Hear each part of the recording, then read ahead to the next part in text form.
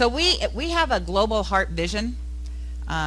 We being Centers for Spiritual Living, our national corporation, and it says we envision a world in which forgiveness, whether for errors, injustices, or debts, is the norm. Where forgiveness is the norm. I have a prayer partner that I talk to every Friday, and we were talking about one of the hardest things we believe for humans to do, at least for him and I to do, is to forgive. It's one of those things that we truly don't want to do, even though we know that it's better for us when we do it. And yet we will push up against that. We will have stories to tell. We will hang on to all of the evidence of why we are right and that person is wrong, whoever that person is. And so why would I forgive them?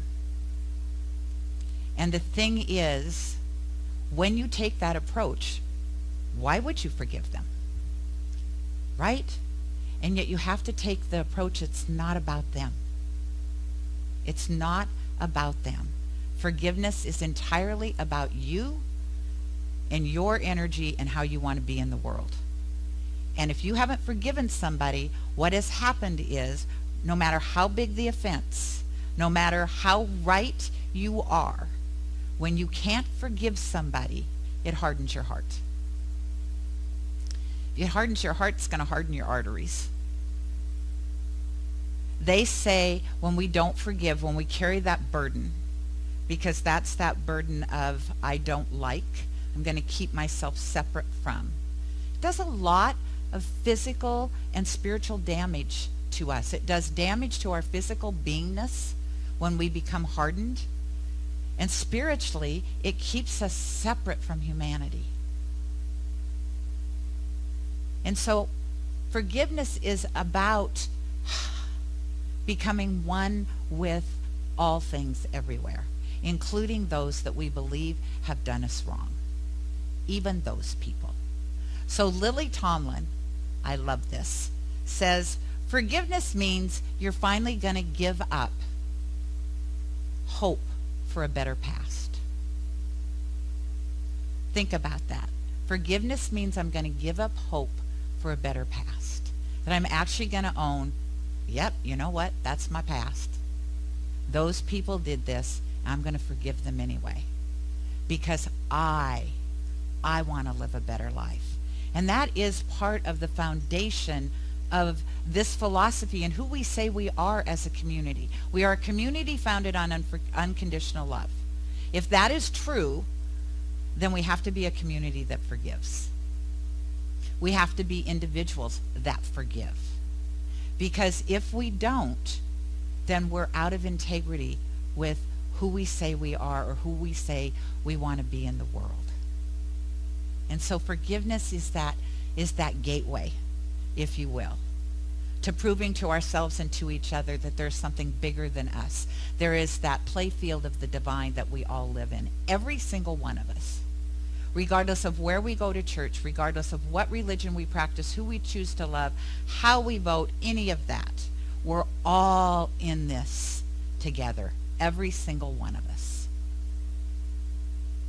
Somebody said it's like raindrops, we are like raindrops to an ocean. You know, the raindrops, takes a lot of raindrops to fall into the ocean. And yet the ocean absorbs it all, and we all become part of that. And that's what the divine is, at least to me. That I'm just a little speck. My soul's a little speck in that infinite thing that is God. And yet I am as important to it as it is to me, and it's all of me. Every inch of me is filled up with that. And yet in the brilliance of our design, or because it has a sense of humor, I haven't decided yet, we have free will. And free will means it's not ever going to press down upon us more than we are available and open to receive. Not any one of us. So we can say, you know what, I am separate, I'm going to live a separate life, and the universe says, and so it is. You go right ahead. So how do we forgive? in any realm, the unforgivable, whatever.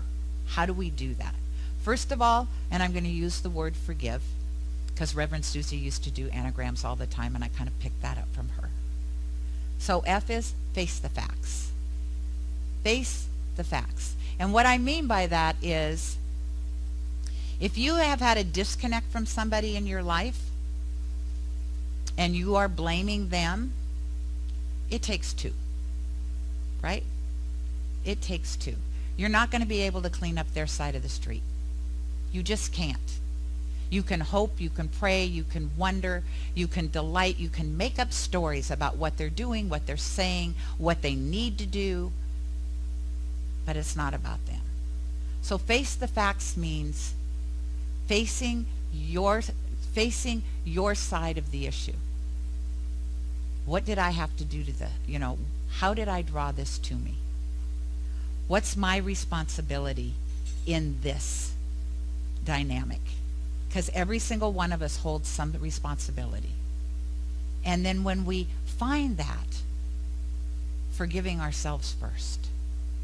Because self-forgiveness, sometimes that's harder than forgiving the other, isn't it?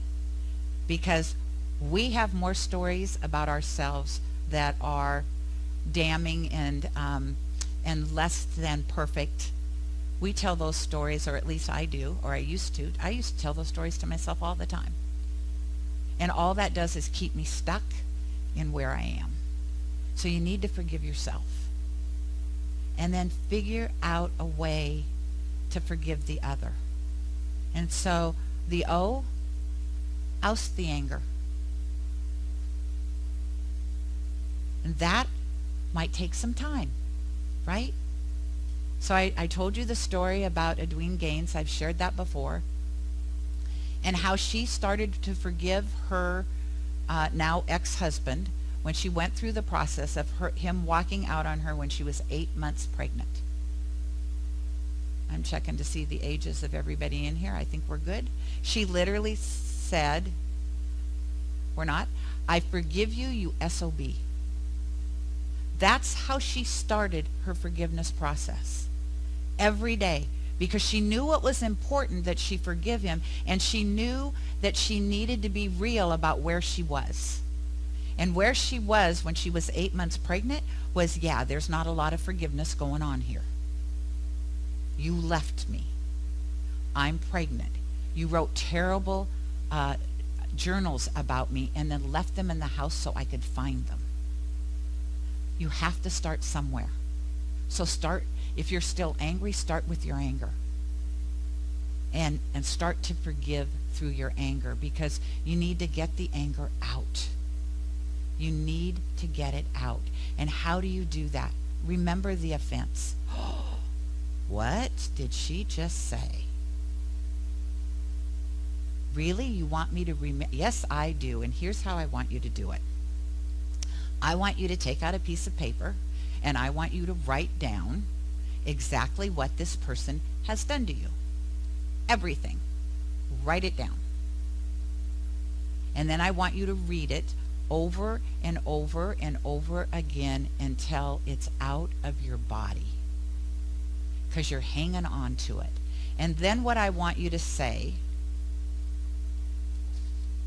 I fully and freely forgive whatever the person's name is, for, and then read what they did.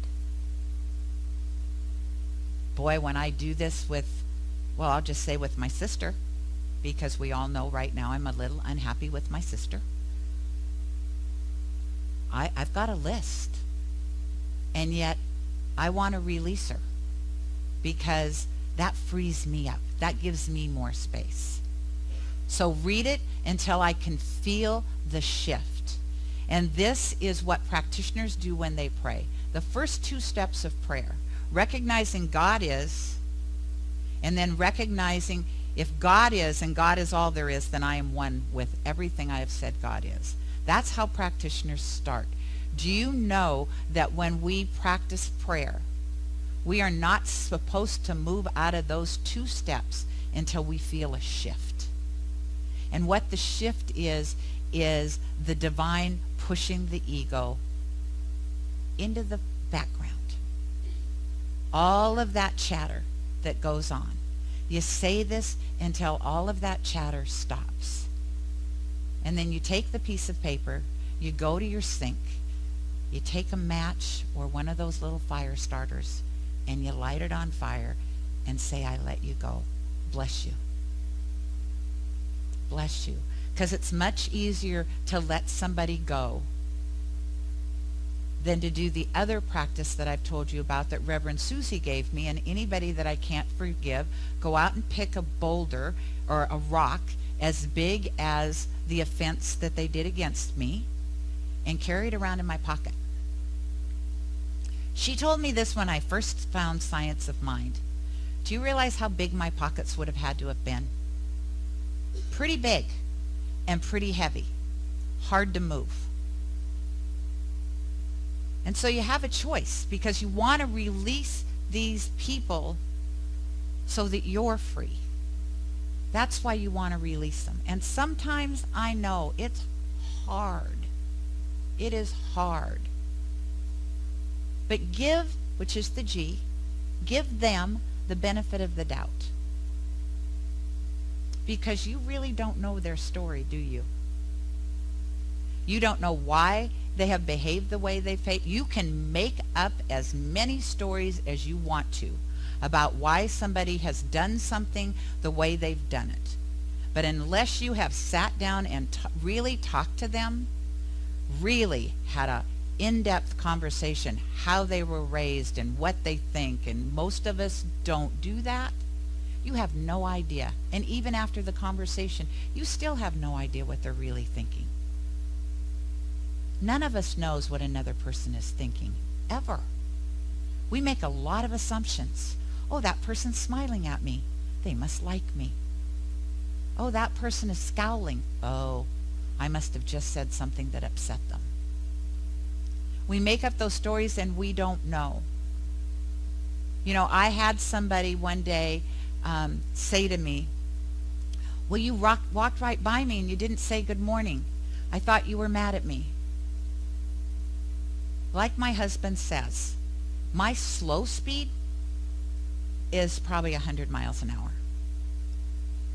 If I'm walking by you and I don't say good morning, it's because literally I don't see you in that moment.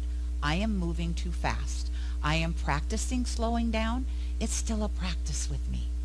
Still a practice. And so if I don't say good morning, the best way to get my attention is say, good morning, Gayle, or just good morning. I will stop and respond. Sometimes I will keep moving and respond because I've got this morning I will share. It was Hulu that I wanted to get into my office, get on my computer, log into Hulu. Why? Because there's a Seahawks game on today and I forgot to tape it. So that was my focus. Pardon? Oh. Thanks. Oh, come on over to your house. Thank you, Kim. But you know, I get focused on something. And I think we all do that. And then when we're really focused on something, and then somebody sees that focused face or that determination, they make up stories. And if somebody had said, what are you in a big rush for? Got to get in. In fact, I think I said to somebody, got to get into my office, got to log on Hulu. Didn't want to forget. Because I knew, because I know me, if for some reason I got into the day and did other things, I would have ended up at Kim's house this afternoon to watch the Seahawks game, because if I didn't do it in that morning, I would have forgot. So thank God now I know where my backup plan is, because that's just who I am. I mean, I call them squirrel moments, whatever they are. I've got focus, and then if I go, then my focus is over here, and this has gone away. And it may come back and it may not. That's just who I am, and I own that. It's part of my personality. I'm kind of proud of it. So, where was I? I imagine what it's like to forgive. Imagine what it would be like. Pick somebody right now that you know in your heart you really haven't forgiven. And let your body feel what that feels like. Let your mind kind of go where it goes when you get really angry with this person, when you're holding them hostage in your mind about whatever, how they treat you, how they've treated somebody else, whatever that is. Just feel it. And I can look out and I can see on the faces of the people who are doing it, because their smiles have now turned into scowls. Their body has gone kind of into this mode. They've kind of shrunk a little bit. Now take a moment and just imagine, first of all, I have no idea what this person's life is really, really like, or why they treated me this way. So what would it feel like? You don't have to forget what they did. You don't have to allow them to ever play in your sandbox again. What does it feel like if you just let them go?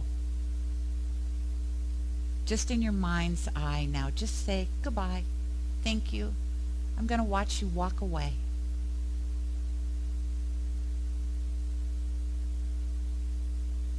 And you'll feel a shift in your body because you'll feel lighter.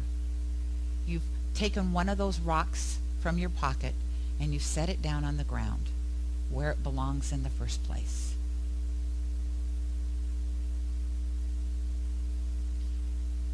The V is value the experience. Value the experience, because here's the deal. We get to judge, each one of us, that was a good experience, that was a bad experience, that experience had no effect on me whatsoever. Here's how it always has an effect on you, regardless of what the experience is. It's a teacher. It is telling you more about yourself than it is about the other person. I said to somebody yesterday, it says a lot about a person on how they treat others that are in service. And what I meant by that is, have you ever gone to a restaurant and noticed sometimes how people treat the waiters and waitresses, or the people that are putting the water on the table? Or it says a lot about who we are on how we treat others. And so value the experience, because it's teaching you something. Even though it might have been heartbreaking, even though it might have been one of the most painful experiences in your life, it has taught you something. It's that pony. And we're always looking, or the gold nugget. There is something there for us to embrace and to learn. Otherwise, the truth of the matter is, I honestly believe it never would have happened in our life. It never would have happened in our life. And so we can keep on about it, or we can learn from it and move on from it. We're the ones that hold the perspective. We're the ones that get to decide, okay, I don't like that experience, and I'm going to change. I'm going to change, because I'm the only one that can change.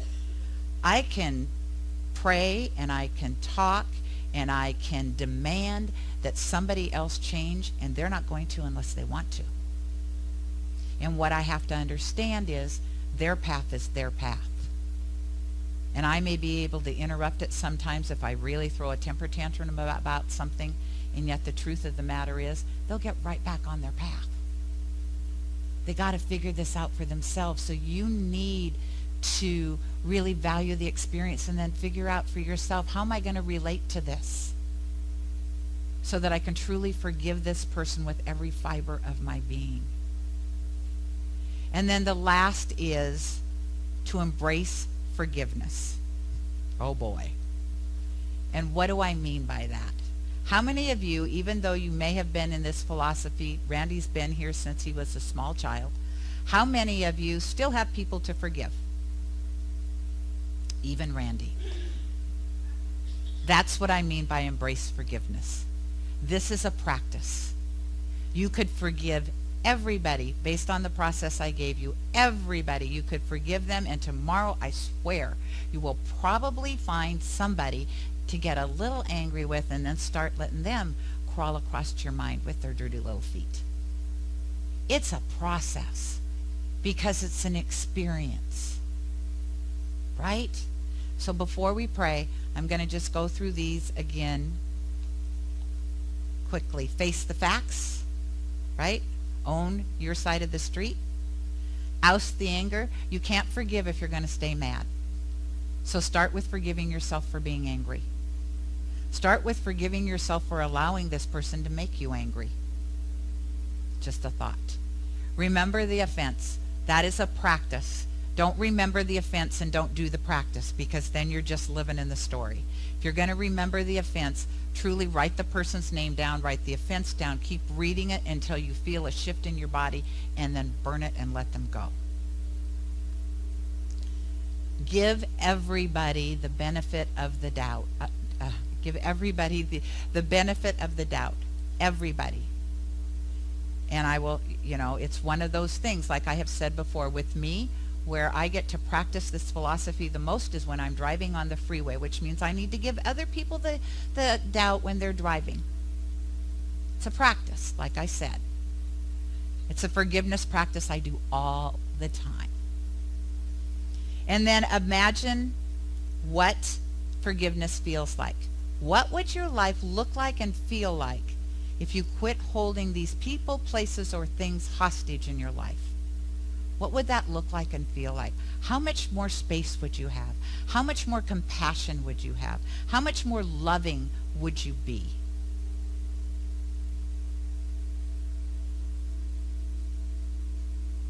And then last, embrace forgiveness, knowing that it's a practice and you're going to probably do this over and over and over again. Maybe not. Maybe you'll forgive this once and you'll never have to forgive anybody else again in your life. That is just as possible. So I'm going to hold that for all of us also. So let's pray. Take a deep breath in.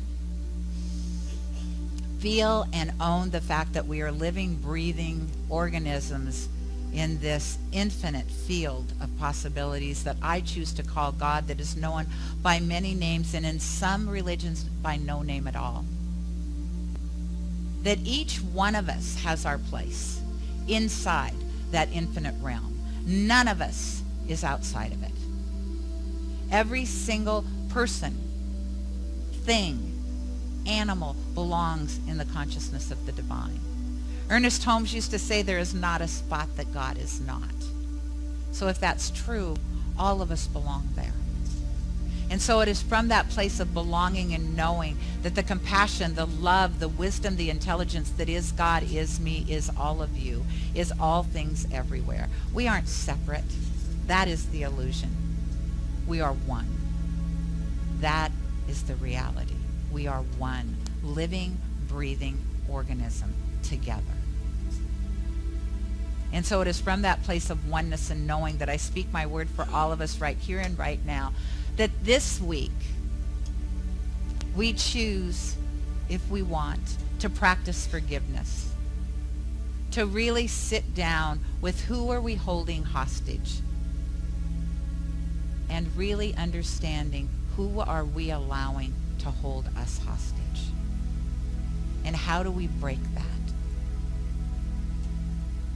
By really loving ourselves so fully, by loving ourselves so deeply, by truly understanding the oneness of spirit, that in that realm that nothing is separate, we let that which holds us hostage go. We bless it, we wish it well, and we send it on its journey, knowing that there was an experience there for us. And we thank the person before we release them for the experience that they've given us. And then we stand in that consciousness of God. that realm of infinite possibility that is founded and known as love. And we allow every cell of our body to feel that. And it is from that love that I say thank you, Father, Mother, God, Spirit, in me for knowing and holding this truth for all. And as I do so, I turn these words over, knowing that as it is spoken, it is done. The universe says yes always, so it has said yes now. And in that yes, I just let go, I let God, and together we say, and so it is. Namaste.